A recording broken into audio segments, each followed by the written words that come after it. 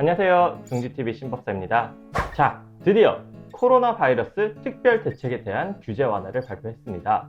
이 규제 완화 대책이 득인지 실인지 앞으로의 확진자 수에 따라 의견이 나눠지겠지만 성급한 면이 없지 않아 있어 보이는 걱정스러운 마음도 앞서는 것은 사실입니다. 일단 지금의 상황을 말씀드리자면 캐나다는 코로나 바이러스 확산을 막기 위해 2020년 3월 18일부터 특별 대책을 시행했는데요. 이 특별 대책으로 사회적 거리두기 의무화, 확진자와의 접촉 시 자체 자가격리, 그리고 오피스 직종은 재택근무를 시행하게 되어 평일에도 주말에도 거리에 있는 사람들이 정말 많이 줄어들었고, 특히 레스토랑이나 카페의 다이닝 서비스를 제한했기 때문에 사람들이 밖에서 약속을 잡는 일이 거의 없어졌습니다. 게다가 미용실 같은 뷰티 업종의 서비스는 아예 폐쇄 조치가 되어 대부분 집에서 미용을 해결하거나 아예 머리를 못 자르고 있습니다. 이런 특별 조치는 다행스럽게 코로나 바이러스 확산 방지에 어느 정도 성과가 나타나기 시작했습니다.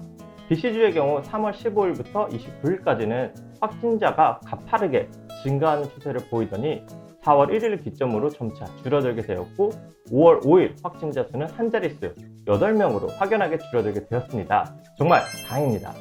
그리하여 특별대책을 시행한 지 약 50일이 된 5월 6일 BC주에서는 정기 브리핑을 통해 다가오는 5월 중순부터 코로나 특별대책의 규제를 완화할 것을 발표했습니다.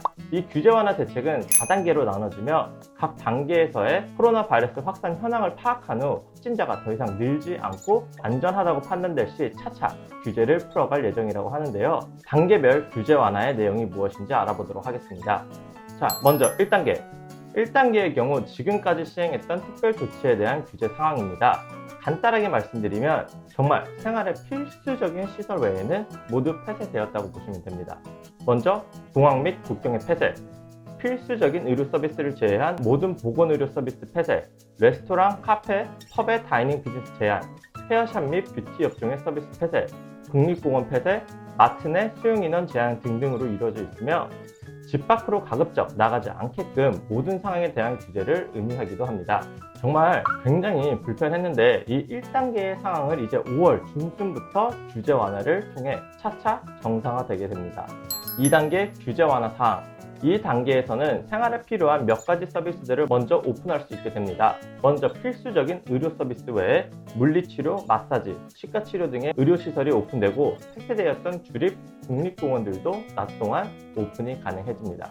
또한 레스토랑, 박물관, 미용실, 카페, 펍 등의 시설들이 철저한 위생보건수칙 적용하에 오픈이 가능하다고 하며, 특히 레스토랑과 카페같이 테이블을 제공하는 비즈니스의 경우 테이블 사이를 2m 이상 띄어서 배치한다면 다이닝 서비스도 가능해집니다.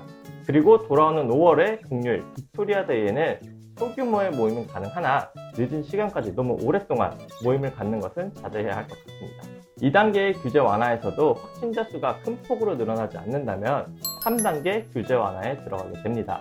이 3단계 규제 완화의 예상 시행 시기는 6월 중순으로 확인되는데요. 이 단계에서는 인파가 많이 몰릴 수 있는 캠핑장과 광장 등을 오픈할 수 있고 호텔 및 리조트 등의 비즈니스가 운영이 가능해집니다. 또 엔터테인먼트와 영화 산업이 재개할 수 있게 되어 드라마와 영화 제작이 가능해집니다.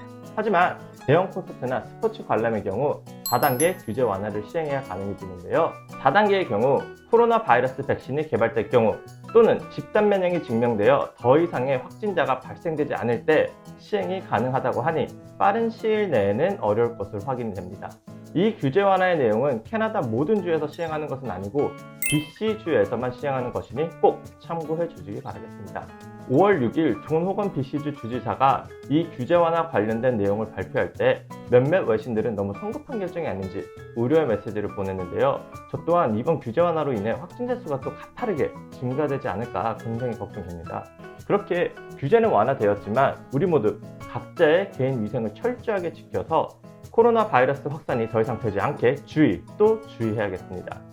자, 오늘 준비한 내용은 여기까지입니다. 이번 규제 완화로 인해 캐나다 이민 또한 굉장히 많은 영향을 받을 것으로 예상되는데요. 캐나다 이민에 새로운 뉴스들이 있다면 신법사가 발빠르게 전달해드릴 예정이니 둥지TV 구독 꾹, 알람 설정까지 꼭 해주세요.